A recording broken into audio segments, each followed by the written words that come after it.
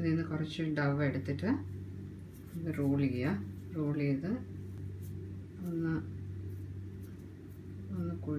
കുഴി മാതിരി ഉണ്ടാക്കി അതിൽ ഈ ഫില്ലിംഗ് വയ്ക്കുക. ആദ്യം ഗ്രീൻ ഫില്ലിംഗ്,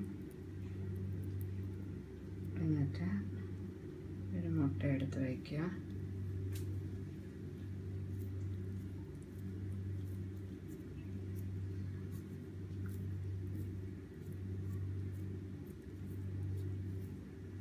ഒരു കിഴീൻ്റെ ഷേപ്പിലോട്ട് ആക്കുക. കിഴീൻ്റെ ഷേപ്പിലാക്കി കഴിയുമ്പോൾ ഇതിൽ നിന്നൊരു സ്പ്രിംഗ് ആണിൽ നമ്മൾ നേരത്തെ വെട്ടി വെച്ചേക്കുന്ന അതിൻ്റെ ഒരു ഇതെടുത്തിട്ട് കിഴിക്ക് ഒന്ന് ചുറ്റി കെട്ടിക്കൊടുക്കുക. ചുറ്റി കെട്ടി